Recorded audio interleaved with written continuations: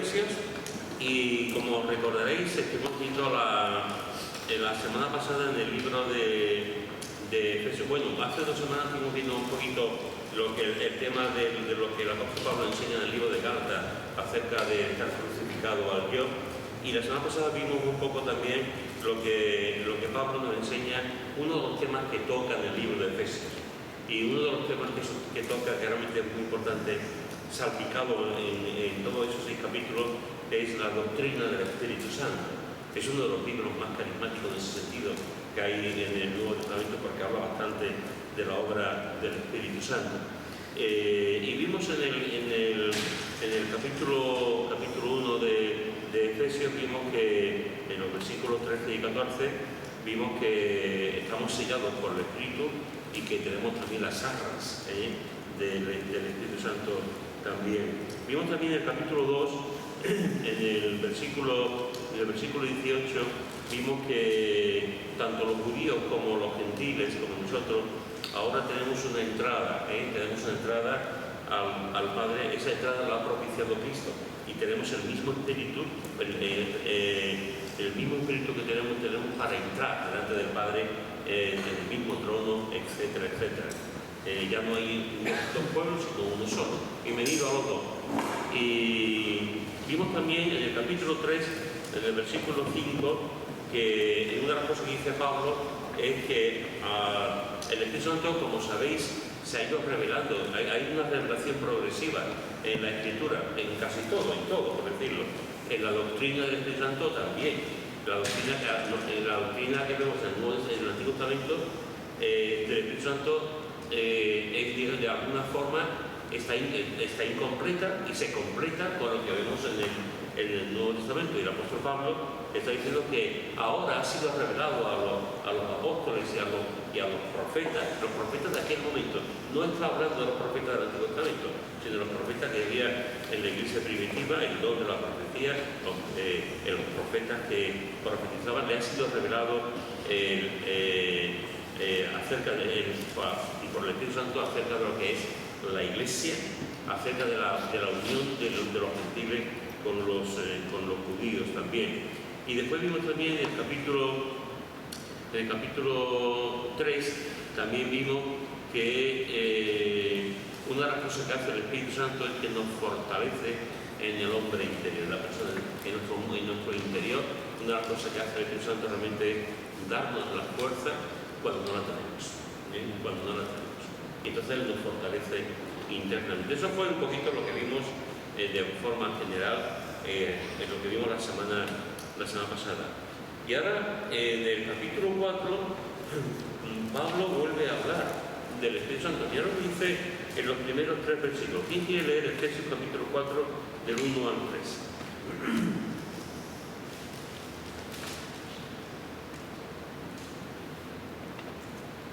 Yo pues, preso en el Señor, os ruego que andéis como es digno de la vocación con que fuiste llamados, con toda humildad, mansedumbre, soportaos con paciencia los unos a los otros en amor, procurando mantener la unidad del Espíritu y el Espíritu de la paz.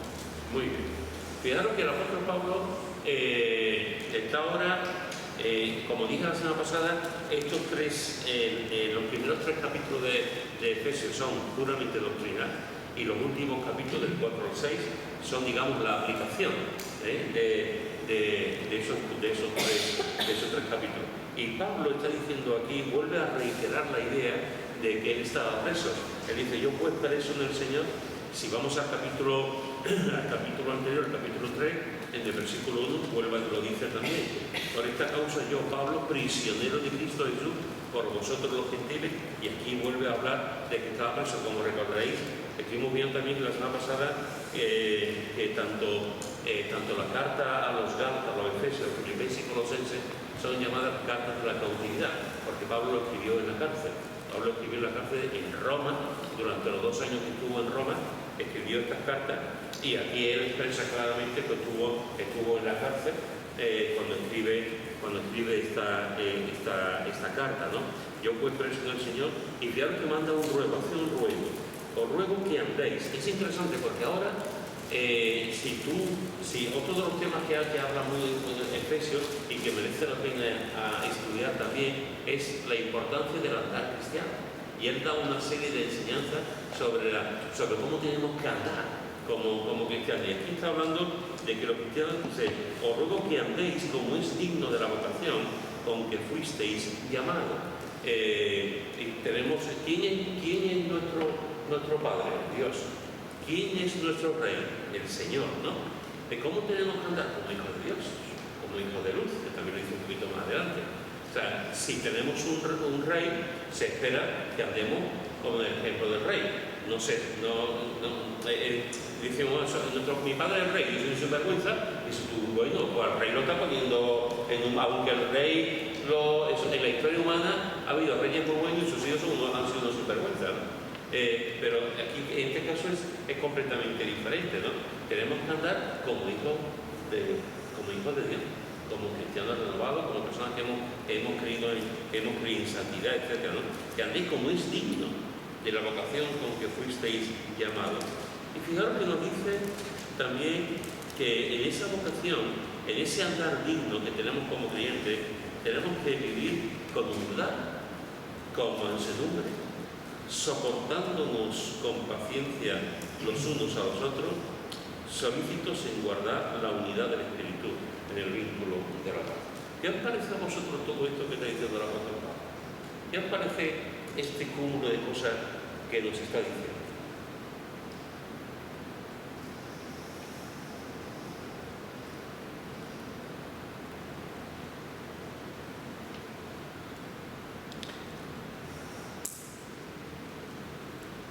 ¿Cómo tenemos que andar, hermanos? Que somos hijos del rey, ¿cómo tenemos que andar? Intachable. Tenemos que ser intachables. Intachables, muy bien. Muy bien. Pepe. No, lo que quería comentar es que una de las funciones, bueno, muchas no, pero una de las funciones del espíritu de la persona es la unidad, el mantener lo que es la unidad uno a otro. Él es el que guía a esa unidad y nosotros también debemos de dejarnos ser guiados por él para poder mantener la unidad, para poder vivir en mansedumbre, para poder vivir en amor. Son funciones que el Espíritu Santo hace en la persona cuando entra dentro de nosotros, ¿no? Y aceptamos al Señor. Y tenemos que dejar que el Espíritu nos guíe a actuar de esa manera, con mansedumbre, a buscar el amor, el soportarnos unos a otros, porque si no dejamos que la obra del Espíritu actúe en nosotros, pasa imposible que podamos vivir en mansedumbre, de soportarnos unos a otros. Tenemos que tener la mira en Dios para poder llevar estas funciones que hace el Espíritu en la persona. ¿Alguien más? Cuando habla de andar, está hablando de nuestra conducta, de nuestro comportamiento, de nuestro testimonio, y que andemos así como anda el Señor, como es digno de él, con humildad, mansedumbre, teniendo paciencia los unos con los otros, en amor, y en guardar la unidad del Espíritu. Muy bien. Cuando fíjate, una de las cosas, lo he dicho muchas veces a lo largo de mi vida, ¿no? Una de las cosas que a mí me encanta de eso, que siempre me ha encantado de eso, es que Jesús es como los hombres. Los hombres decimos cosas y no las vivimos. Los hombres tenemos ideales, compartimos cosas, pero después muchas de las cosas que decimos en realidad después no las vivimos. Jesús no. Jesús cuando dice una cosa, Él la vive. Él lo hace. Y eso es algo sorprendente. Yo no conozco a nadie que realmente tenga, o sea, como ha dicho ella, sea intachable en todo momento. Y Jesús lo es. Jesús, cuando tenemos una referencia, Jesús fue el más humilde, Jesús fue el más manso, Jesús tuvo la capacidad de soportar, y tuvo que soportar mucho, y tuvo que soportar con paciencia a los demás, ¿no? Y fíjate que aquí nos está diciendo lo mismo a nosotros. ¿Cómo tenemos que andar? Tenemos que andar dignamente, como hijos de Dios. ¿Cómo tenemos que andar? Con humildad. Esta es una palabra que la repetimos mucho y es muy importante que entendamos la importancia de la humildad. A veces pensamos que una persona humilde es una persona que no sirvo para nada, no sirvo para nada, yo soy el último, yo soy más tonto, yo no sirvo, yo soy muy humilde. No, eso no está diciendo que una persona que sea humilde se esté flagelando y diga todo el mundo es más importante que yo. No es eso. La persona humilde realmente se da cuenta de quién es, sabe quién es, pero sabe quién es Dios. Sabe quién es Dios y sabe lo que Dios hace, ¿no? La persona humilde sabe sus dones y sabe sus capacidades. La persona humilde en ese sentido no es una persona, tonta en ese sentido, y sabe, o ella sabe lo que tiene, pero está subordinado y sabe que, como decía el apóstol Pablo, todo lo hace por la gracia de Dios en su vida. Y no hay mayor indicio, no hay mayor vitamina, o sea, por decirlo de alguna forma, para que una persona tenga humildad, saber que Dios es el que hace las cosas en ella, no su propia inteligencia o su propio conocimiento, etc., ¿no? Entonces, la palabra de Dios nos dice que tenemos que andar con humildad y con mansedumbre, tenemos que ser mansos, tenemos que ser mansos. Y Dios dice soportándonos. Qué importante es soportarnos, porque cada uno somos de un padre y una madre, Cada uno tenemos carácter, temperamentos, formas de entender las cosas y medidos. Por lo tanto, tenemos que soportarnos con paciencia. Esta es una piedra fundamental, con paciencia, los unos a los otros. Pero, ¿cuál es la clave de todo esto? Pues lo está diciendo. Son con el uno al otro en amor. El amor es lo que soporta todo. El amor es lo que hace que podamos vivir en humildad, en mansedumbre, con paciencia, etc. El amor, que es lo que realmente nos ayuda a seguir antes. Antes estábamos hablando en hebreo, el texto que ha leído antes Antonio, permanezca el amor fraternal. Pues aquí nos habla de que el amor nos ayuda en todo esto, a ser humilde, ser manso, soportando, etc. Pero al final me dice, y ya se ha comentado, solícitos, deseosos, anhelantes en guardar la unidad del espíritu en el vínculo de la paz. En el vínculo de la paz. Hermano, si nos vamos a una iglesia en Navarra, si nos vamos a una iglesia en Portugal, si nos vamos a un grupo de creyentes en Mozambique, estamos unidos por el Espíritu Santo. Porque todos los cristianos tenemos el Espíritu Santo. Todos los que hemos creído tenemos el Espíritu Santo.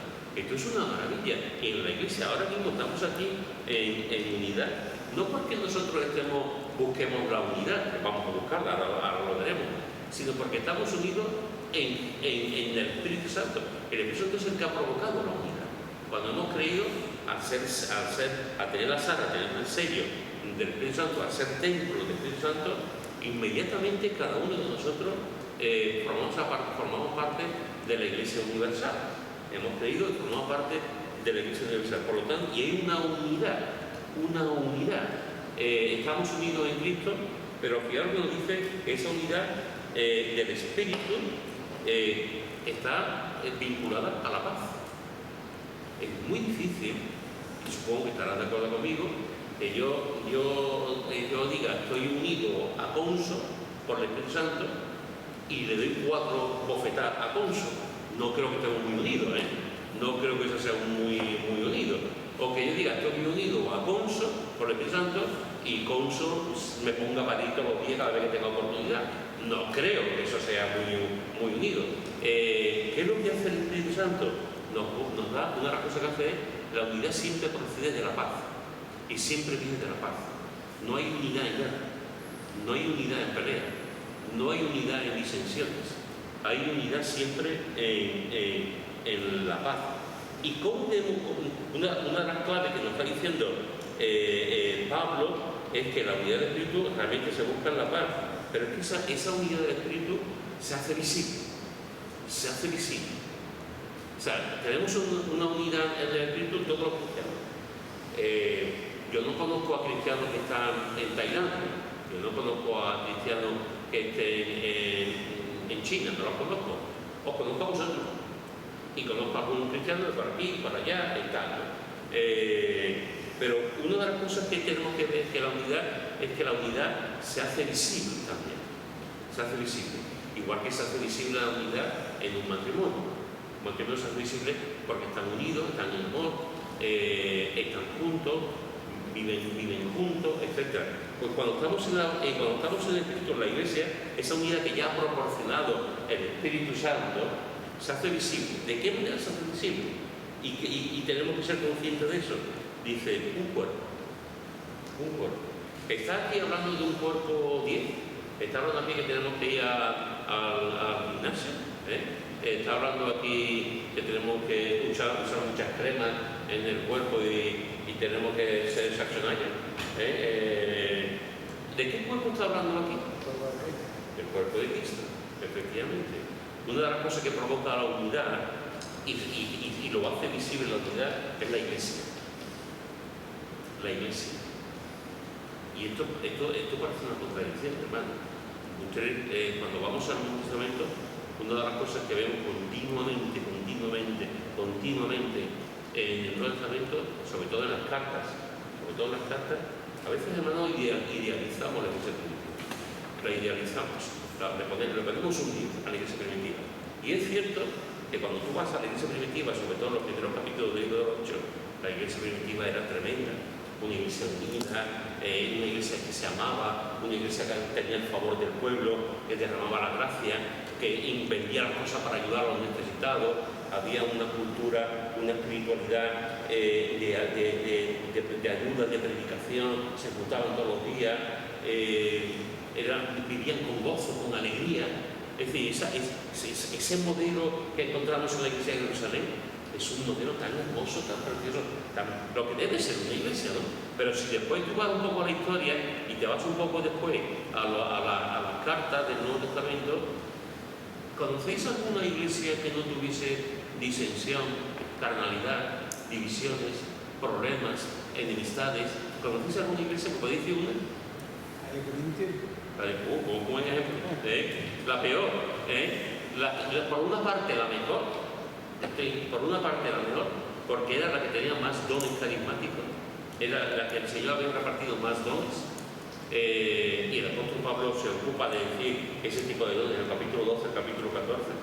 Pero amigo mío, cuando tú vas a la iglesia de Corinto y lees la iglesia de Corinto, por una parte, una iglesia muy carismática en el sentido de que estaba los dones, los carismas del Espíritu Santo en su vida, pero después se peleaban que si yo soy de Pedro, que si yo soy de Apolo, que si yo soy de había grupos entre ellos, enemistades, permitían el pecado y no hacían nada para resolver el pecado. La vida de santidad es una vida muy trabajada, era tremendo la iglesia de Corinto.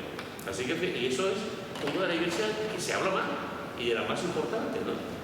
Y si vas a Corinto y vas a las demás iglesias y las demás cartas, tú verás que en casi todas hay peleas, en casi todas hay falsas doctrinas, en casi todas hay enfrentamientos, en casi todas. Sin embargo, por eso digo que a veces parece una contradicción. Dice, bueno, si aquí está hablando del cuerpo, y el cuerpo es algo visible, la iglesia es algo visible de la unidad de Cristo. Y sin embargo, a la misma vez, también hay peleas, confrontaciones, divisiones, etc. ¿Eso por qué? ¿Por qué ocurre? Porque depende del crecimiento que tenga la persona. Es que en el momento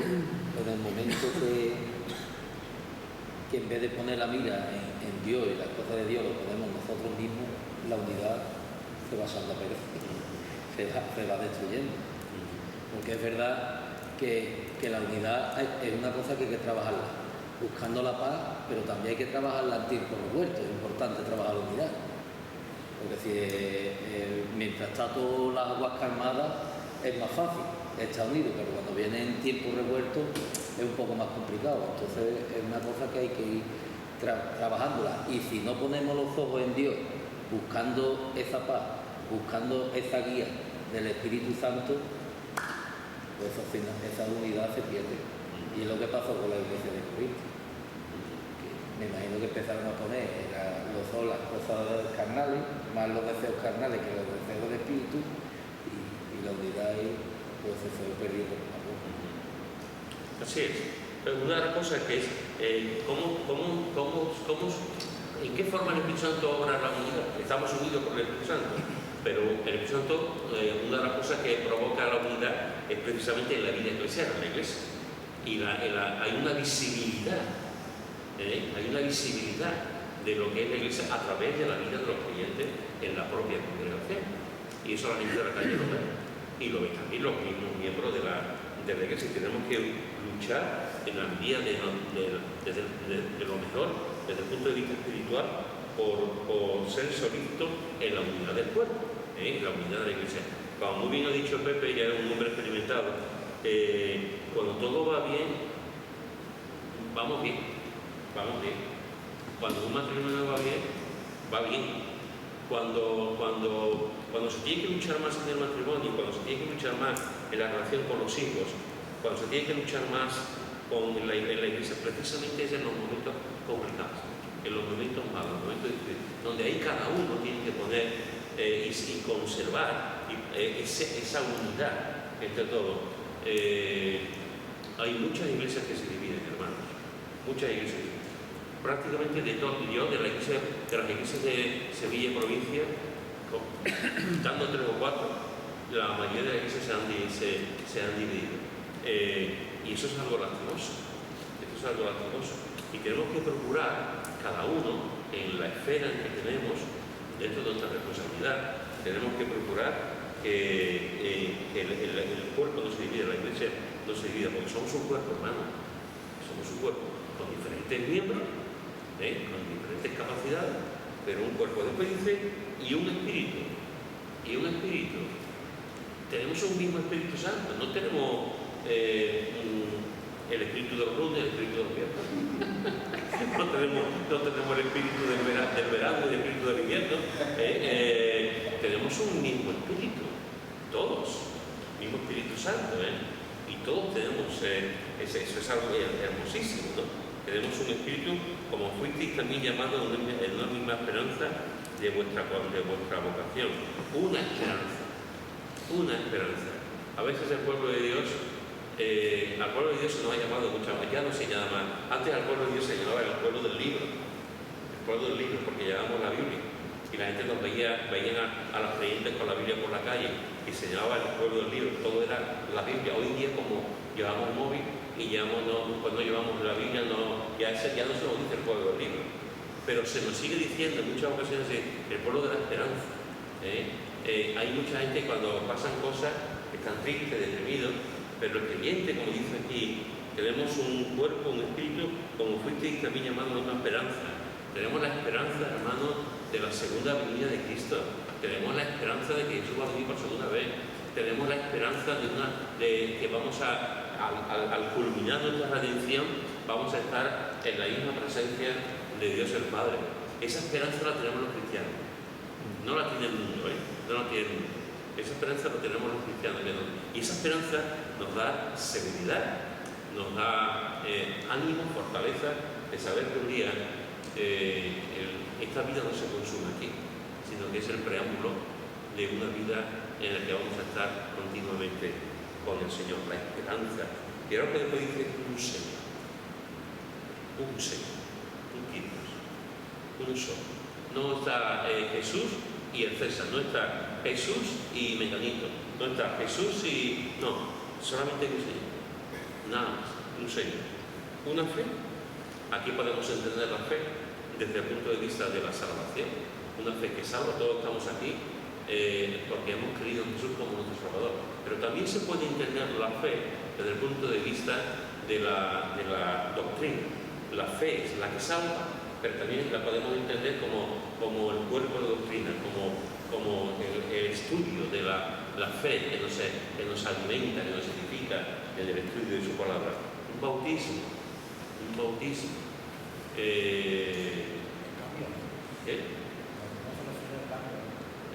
Más que nada, bueno, el bautismo lo tenemos, el cambio lo tenemos en el momento que creemos en Cristo, y el bautismo se refiere más al bautismo del agua, pero el bautismo del agua no nos cambia por el hecho de entrar en el agua.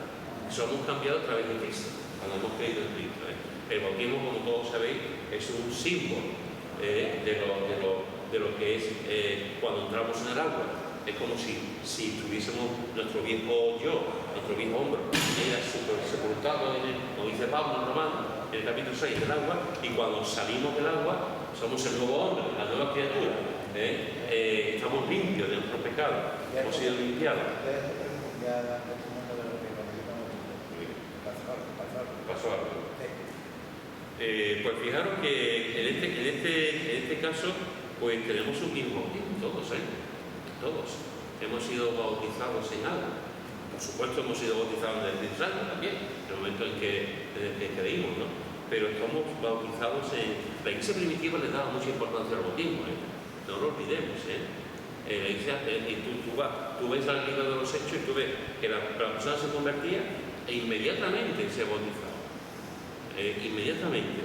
Con el paso de los años, de los siglos, eso cambió un poco. Y una persona se convierte y a lo mejor tarda un mes, 2 meses, 3 meses y a veces hasta 5 y 10 años para bautizarse, por diversos motivos, ¿no? Pero en los primeros años de la iglesia, en los primeros siglos, no estaba así, sino que la persona se convertía e inmediatamente podía bajar a las aguas del bautismo, ¿no? Y después dice un Dios y Padre de todos, me encanta esto. Un Dios y Padre de todos, el cual es sobre todo y por todos y en todo. Hermanos, ¿cómo podemos guardar la unidad del Espíritu? Pues si guardamos estas 7 enseñanzas, estas 7 cosas que encontramos aquí, si somos solícitos en estas cosas, estamos guardando cada uno de nosotros la unidad del Espíritu. Un cuerpo, una misma esperanza, un Señor, un Espíritu, un Señor, una fe, un bautismo y un Dios y Padre de todos, el tuyo y el mío, el cual es sobre todos, por todos y en todo. La unidad del Espíritu. Esto es muy importante. Y tenemos que darle mucho énfasis. Yo en todo mi ministerio siempre he procurado, yo habré tenido muchos errores, pero siempre he procurado mantener la unidad de la iglesia. Porque creo que es fundamental. Creo que es muy importante. No podemos jugar a dividir la iglesia. Tenemos que intentar por todos los medios que la iglesia esté unida. Y es un mandato del Señor. Por lo tanto, hermanos, aquí nos habla de la unidad del Espíritu Santo. Y esto realmente es importante. Estamos unidos. Ya estamos unidos en el momento en que hemos creído.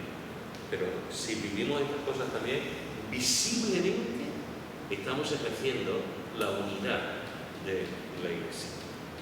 ¿Algún comentario? De hecho, a mí lo que me impulsó un poco a empezar en la iglesia fue la unidad de la iglesia, en un retiro, ya por el año 93. Un retiro que hizo la iglesia, ¿verdad? Allí me invitó mi tío que empezó a venir y fui allí una tarde que y fui allí. Y esa unidad que yo vi allí en las personas que habían ahí en los palacios, no sé si os acordáis, allí que había como alacranes, pues esa noche estuve allí, una de las noches, y esa unidad me dio a mi testimonio, y es lo que me impulsó a empezar en la iglesia, la unidad. Nos acordamos de los alacranes, Pues mira, eso es bueno que lo hayas dicho, porque incluso con alacranes el Señor toca, fíjate, Sí. Muy bien. Al Pedro Cano también. Mira también lo que dice en el versículo 30 del capítulo 4. El versículo 30, ¿quién quiere leerlo?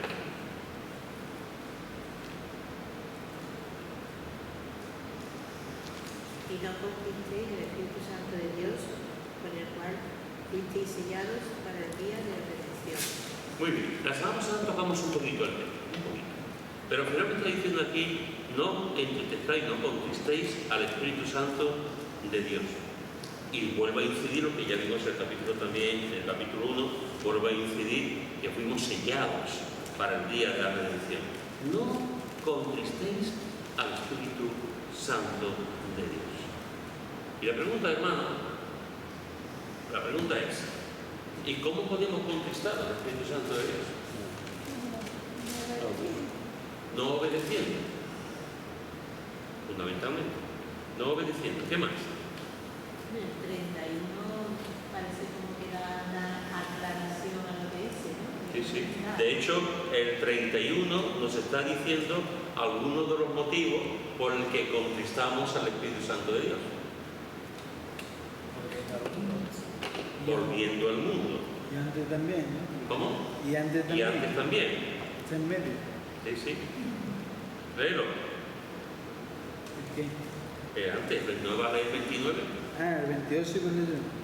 El que hurtaba no hurte más, sino trabaje, haciendo con sus manos lo que es bueno, para que tengan que compartir con el que padece necesidad. Ninguna palabra corrompida salga de vuestra boca, sino la que sea buena para la necesaria edificación, a fin de dar gracia a los oyentes. Fijaros, hermano, que está hablando aquí de robar. Está hablando, el que estaba hablando un tema más. Está hablando de que ninguna palabra corrompida salga de vuestra boca. La palabra aquí, esta palabra es sapros, corrompida es sapros en griego, y literalmente significa podrido. O sea, ninguna palabra podrida, corrompida, salga de vuestra boca. O sea, no robéis. Si robamos, contristamos al Espíritu Santo. No digáis, no corrompáis con vuestra palabra, ¿no? Que no sea que lo que salga de aquí no sea para hacer daño de la palabra, sino que sea para la necesaria edificación de los creyentes. Pero después del versículo 30, que nos habla de no contristar al Espíritu Santo, sigue diciendo: quítese de vosotros toda amargura. ¿Qué es la amargura? Conforme con nada. ¿No está conforme con nada? Eso ya no está conforme, que ya está amargado por todo. ¿Conocéis a alguien amargado? ¿Conocéis a gente amargada? Tú no conoces a gente amargada. Nadie conocemos a gente amargada. La gente amargada son tóxicas.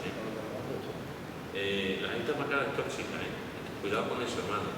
Hay gente que se pone a nuestro alrededor, que están continuamente amargados, y si no nos damos cuenta, eso es. Te amargan a ti. Y cuando te das cuenta, estás en el centro de gravedad y estás amargado y dices: ¿por qué estoy amargado? Y es que resulta que esa persona te ha influido de tal forma que empiezas a ver las cosas como lo ve esa persona, y lo que hace esa persona. Cuidado, porque la amargura nos hace ver todo de forma diferente. Y podemos contristar al Espíritu Santo con un espíritu de amargura en nuestra vida. Enojo, ira, gritería y maledicencia. Todo esto tiene que ver con la forma de hablar. Enojo, ira, gritería, hablar mal. ¿Por qué todo esto puede hacer que el Espíritu Santo esté triste?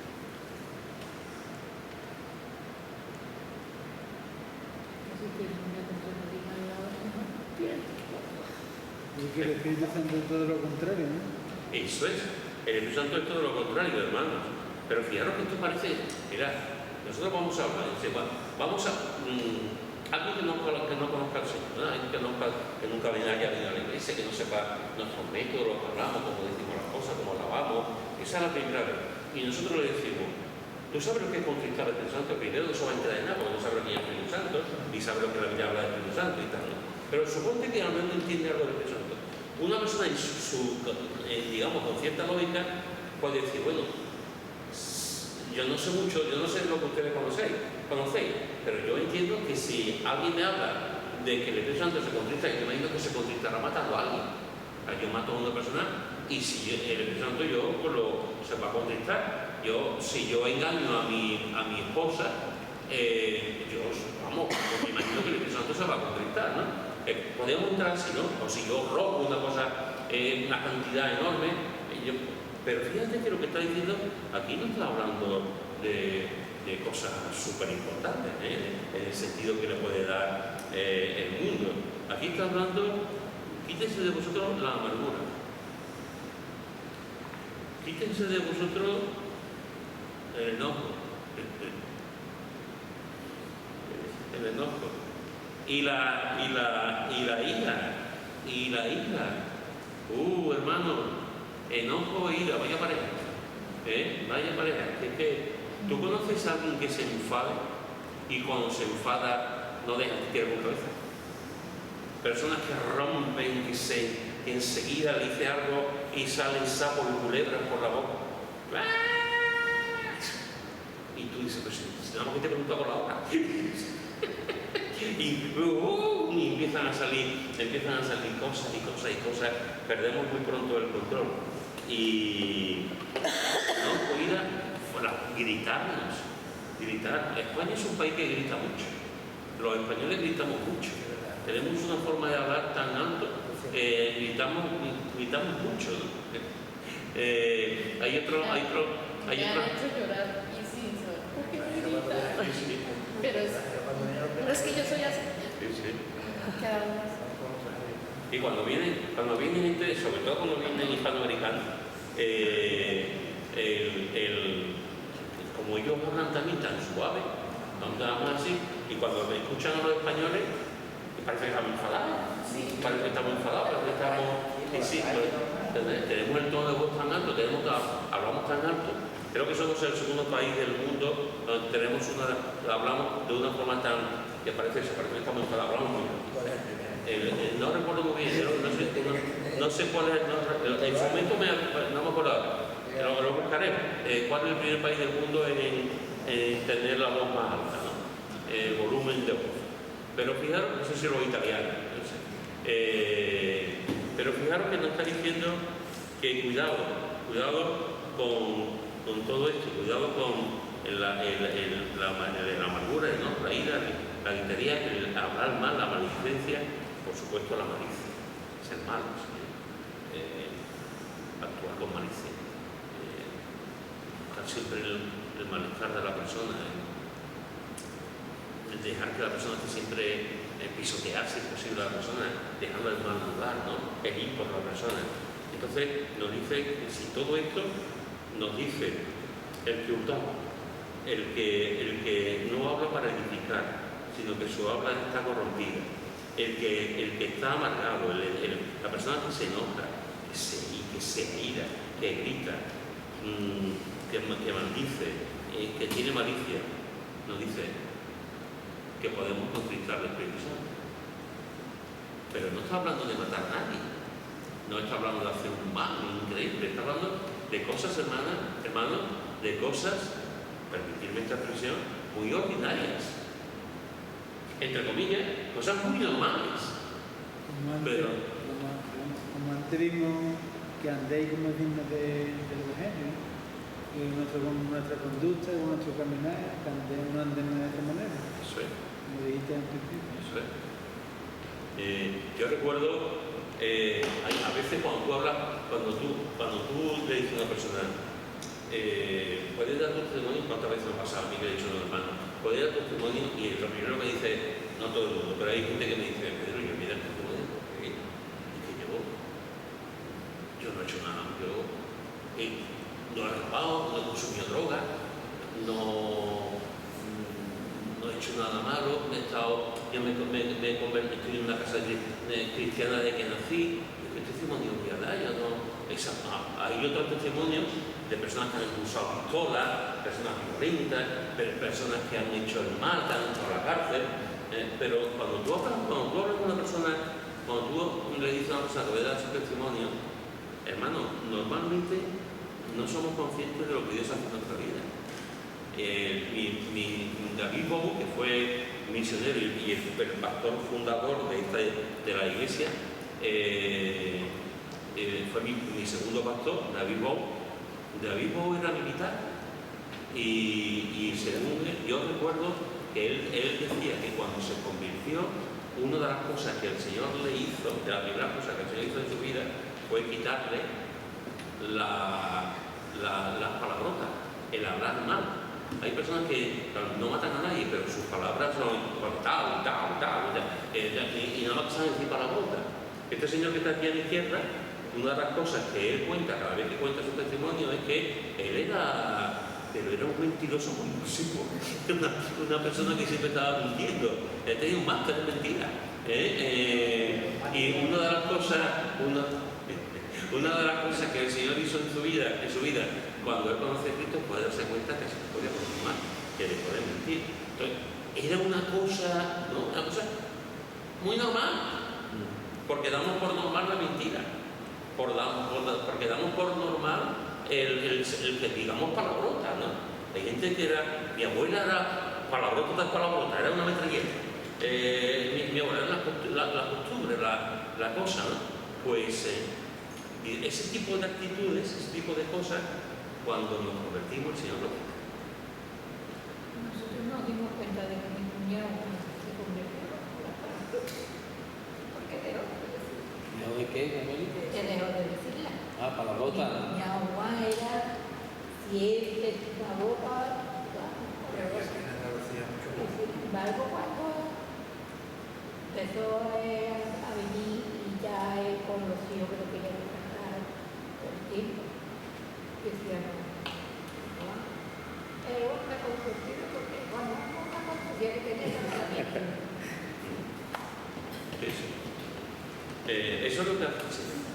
Entonces, la exhortación que nos da aquí también el apóstol Pablo, hermano, a veces pensamos en grandes cosas, son cosas de todos los días y nos lo tenemos que asumir. Lo tenemos que asumir. Yo puedo entristecer al Espíritu Santo mintiendo. Yo puedo entristecer al Espíritu Santo echando amarga. Yo puedo estar entristeciendo al Espíritu Santo y estar siempre enfadado con mis hijas, con Chari o con alguno de ustedes siempre enfadado. Yo puedo entristecer al Espíritu Santo actuando con cierta malicia, ¿no? Con respecto a los demás. Son cosas del día a día que hay que tener mucho cuidado. Por lo tanto, la Escritura dice antes, versículo 32, antes sed benignos unos con otros, misericordiosos, perdonándoos unos a otros como Dios también os perdonó a vosotros en Cristo.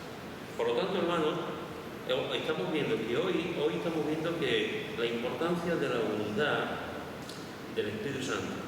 Estamos viendo que cuidado con ciertas prácticas en nuestra vida que pueden hacer que el Espíritu Santo que está en nosotros se entristezca, por lo cual es algo terrible, porque estamos entristeciendo a Dios. Estamos entristeciendo a Dios. Y es tremendo. Después dice en el capítulo 5, versículos 8 y 9. ¿Quién lo tiene? Capítulo 5, versículos 8 y 9. Porque en otro tiempo erais tinieblas, mas ahora sois luz en el Señor. Andad como es de luz, porque el fruto del Espíritu en toda bondad, justicia y verdad. Muy bien. Y lee también el día, Antonio. Comprobando lo que es agradable al Señor. ¿Qué os parece este texto? Aquí hay otra de las claves que encontramos en el libro de Efesios, en el tema de andar. Tenemos que andar como hijos de luz. Porque el Señor es luz, tenemos que andar como hijos de luz. Y aparte de eso, ¿qué os parece lo que hemos leído? El cambio de antes estamos en oscuridad, ahora vivimos en el ruido. ¿Qué más?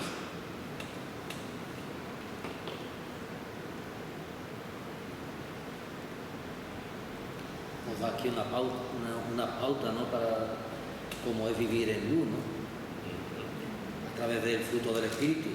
Para poder andar en luz, pues tenemos que andar en bondad, tenemos que ser justos, tenemos que ser íntegros. Así es.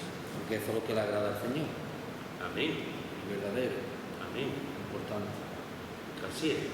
O sea, es interesante porque aquí es como si el apóstol Pablo adelantase lo que va a describir en Gálatas. En Gálatas nos va a describir las 9, ese racimo de uva, ese racimo de fruto, esas 9 cualidades de los frutos del Espíritu Santo. Aquí se quedan 3. Aquí es como si tuviese ya nos da el preámbulo, ¿no? Dice, porque el fruto del Espíritu es toda bondad, justicia y verdad. Y esto es lo que agrada al Señor. Y esto es lo que agrada al Señor. Por lo tanto, fijaros que otra de las cosas que vemos en cuanto a la preciosa doctrina del Espíritu Santo es que el creyente vive los frutos del Espíritu. Uno de esos frutos del Espíritu es ser buenos. Pues la bondad. La bondad. Bernabé ha pasado a la historia por ser un hombre bueno. Bernabé, compañero de Pablo, predicador, etc., ha pasado a la historia fundamentalmente por ser un hombre bueno que creía en los demás. La bondad, la justicia y la verdad. Esto podría ser si yo fundase un país, Pedrolandia, bonito, bonito un país, Pedrolandia. Si yo fundase un país, yo pondría este lema, un país. ¿Qué mayor lema? La bandera de Pedrolandia, la bondad, justicia y verdad. Bondad, justicia y verdad. Qué lema, ¿verdad? Qué lema para trabajar por eso en el país. Que hacer estas cosas, los frutos del Espíritu también te trae a ti sufrimiento, porque en el mundo que vivimos la gente no quiere ni bondad, ni quiere justicia, ni quiere verdad. Dile tú a la gente del mundo estas tres cosas. ¿Y qué te vas a encontrar? Lo que me encuentro son muchas veces. Entre nosotros estamos bien porque conocemos la palabra, pero hacer estas cosas en el mundo cuesta mucho, ¿eh? Sí, sí. Porque el mundo no habla de la bondad, el mundo habla de la maldad. El mundo no habla de la justicia, el mundo trata la injusticia. Y en el mundo la verdad nunca llega, nunca cuesta, nunca agrada. Lo que realmente agrada al mundo es la mentira. Pero te digo que es una lucha, que los cristianos entre nosotros estamos bien, pero cuando estamos en el mundo, estos frutos, este trabajo de que la gente vea que tú tienes ese fruto. Sí, sí. Eso está bien, Aurora, que hayas dicho eso. ¿Hay algún versículo de la Biblia que nos diga que la vida cristiana en el mundo sea fácil? No. No lo hay. Al revés. Una de las cosas que me gusta de Jesús es que nos mira a los ojos y nos dice, lo vas a pasar muy mal. Es una cosa que me encanta de eso. Lo vas a pasar muy mal. Me tenéis a mí, pero en el mundo no va a estar bien tener. En el mundo tendré aflicción. Camino estrecho, aflicciones, persecuciones, etc. Pero Jesús nos dice cómo tenemos que andar nosotros. Lo que tenemos que hacer nosotros. ¿Por qué? Porque somos luz. Y porque tenemos al Espíritu Santo. Si nosotros ante el mundo vamos a actuar igual que el mundo, ¿qué nos diferencia? Por eso, o sea, la testimonio de hablar, porque cambia nuestra vida cuando creemos en el Señor, porque antes estábamos en tinieblas. Eso es. Cuando tú tienes al Señor te da la claridad y tienes que cambiar muchísimas cosas de tu vida, entonces tú no te puedes comparar con nadie del mundo. Te no conozco a Dios. Eso es. Y por eso muchas veces dice, yo le noto a esta persona, cuando me daba algo a esa persona, y no era normal como los demás. Sí, sí. Por eso porque ve que tiene la vida de Cristo. Yo recuerdo hace muchos años, hace un montón de años, recuerdo, me pasó un par de veces, pero recuerdo con ejemplos diferentes. Pero tengo en mi mente una hermana que viajaba a Sevilla, trabajaba en Sevilla, todos los días cogía el tren. Esta hermana ya no trabaja, ya está muy bien. Pero cogía el tren todos los días y volvía en el tren. Y yo recuerdo que una vez me dijo, dice, Pedro, vino conmigo del despacho y me dijo, Pedro, he decidido sentarme sola en el tren y vengo sola, porque durante mucho tiempo vengo con compañeras, y se sienta con compañeras, ¿no? Se sentaba con compañeras, y las compañeras nada más que decían cosas soeces, cosas malas, chistes verderones, ponían a parir a los jefes, a la gente, porque ella estaba trabajando en la casa. Y entonces dice, a mí me hace mal ese tipo de comentarios. Entonces yo no me junto con ella. Y yo le dije, digo, me parece muy bien, o sea, si es tu decisión, yo respeto tu decisión. Pero, ¿te has parado a pensar alguna vez que detrás de tanta oscuridad un rayito de luz puede venir muy bien? ¿Te ¿Te has parado a pensar una vez que a lo mejor tú estás con esas personas, con esas mujeres que están hablando mal, gritando, con chistes verderones, hablando mal de los jefes y tal? Y a lo mejor tú puedes dar algo de la palabra de Dios y ser un poquito de luz y dar testimonio tú.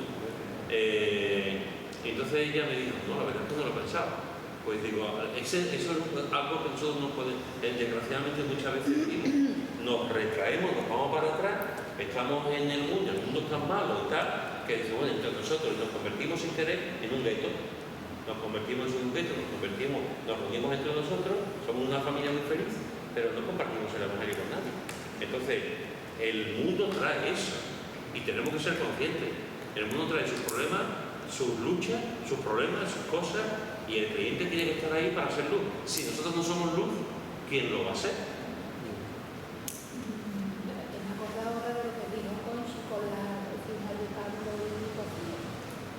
Ella dice que los días distintos por completo de algo que tenía, pues había que ver que no era muy normal. Entonces se ha convertido en eso.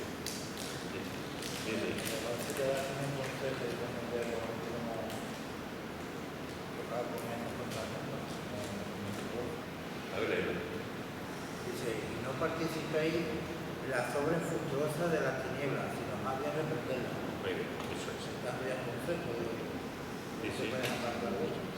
Entonces, no somos del mundo, pero estamos en el mundo.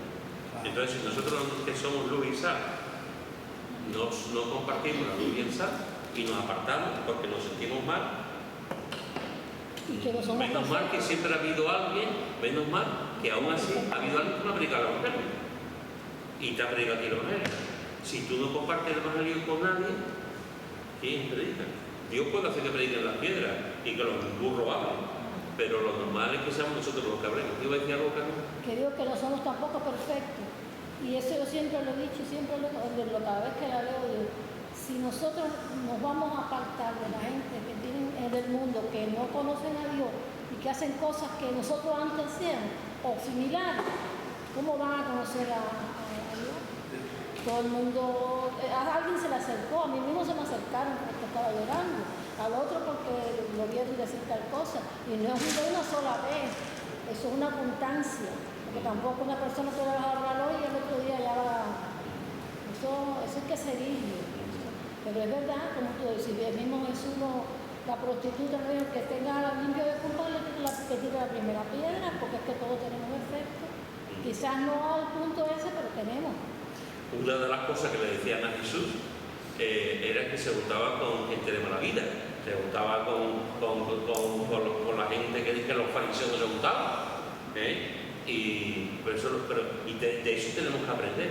Jesús se juntaba porque Jesús había venido a salvar a los pecadores. Y los pecadores somos todos, no a los que se creían santitos, sino a los pecadores. Y Jesús daba ejemplo. Con las reuniones con la gente con la que se juntaba. Mirad después también en el capítulo 5, versículos 18 al 21. Capítulo 5, versículos 18 al 21.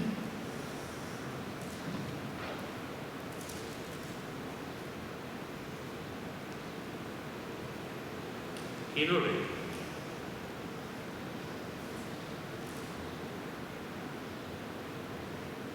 No embriaguéis con vino, en lo cual hay disolución. Antes bien, se llenos del Espíritu, hablando entre vosotros con salmos, con himnos y cánticos espirituales, cantando y alabando al Señor en nuestros corazones, dando siempre gracias por todo al Dios y Padre, en el nombre de nuestro Señor Jesucristo. Y el 21. Someteos unos a otros en el temor de Dios. Muy bien, fijaros que hemos visto, hasta ahora, hemos visto la unidad del Espíritu con 7 baluartes, digamos, con 7 claves. Hemos visto también la importancia de no contristar al Espíritu Santo. Hemos visto que algunos de los frutos que el Espíritu Santo da, la bondad, la justicia y la verdad, y ahora estamos viendo estos versículos. Pero ¿sabéis lo mejor de todo, hermano? Que lo vamos a ver la semana que viene. Que lo vamos a ver la semana que viene. Vamos a quedarnos con el aperitivo, con este preámbulo de esto. Vamos a leer porque este es un texto muy importante. Este es un texto muy importante. Y lo que viene después en el capítulo 6 sobre el texto también muy importante. Yo pensaba terminar hoy, pero no vamos a terminar hoy. Así que dejamos esta lectura, podemos meditar esta semana también sobre este texto, y la semana que viene hablamos de este es un texto súper importante, y merece la pena que lo estudiemos, lo meditemos durante esta semana. Así que lo dejamos aquí, en la cámara, y la semana que viene lo comentamos. ¿Vale, familia?